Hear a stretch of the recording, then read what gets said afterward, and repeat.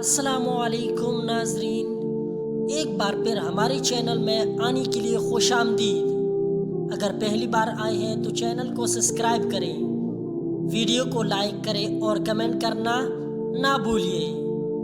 شہزادی اور لکڑہارا۔ ایک شہزادی جو کبھی محل سے باہر نہ نکلی تھی، اور ایک لکڑہارا جس کی جھونپڑی کی چھت بھی ٹوٹی ہوئی تھی۔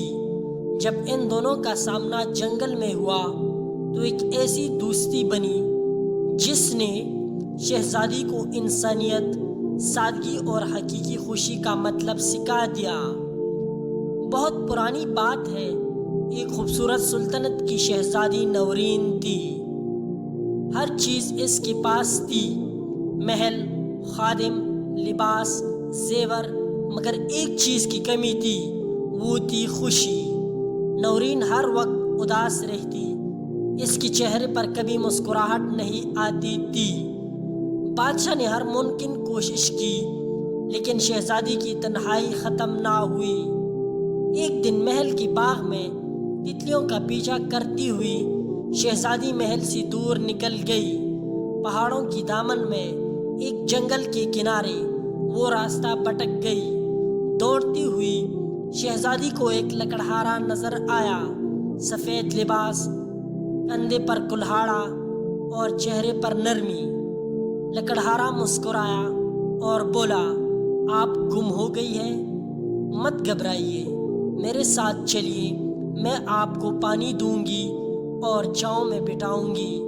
شہزادی نے زندگی میں پہلی بار اتنی سادی مہربانی دیکھی اور لکڑہارے کی جھونپڑی میں گئی جو بانس کی چھت اور مٹی کی فرش پر بیٹھی تھی، لیکن وہاں تھا سکون، خوشبو، عزت اور سچائی۔ لکڑہارا، جس کا نام احمد تھا، بہت ادب سے پیش آیا۔ شہزادی کو اس کی سادہ باتیں، کہکہے اور قدرت سے محبت دیکھ کر حیرت ہوئی۔ شہزادی نے پوچھا، تمہارے پاس کچھ نہیں، نہ مال نہ دولت، پھر بھی خوش کیوں ہو؟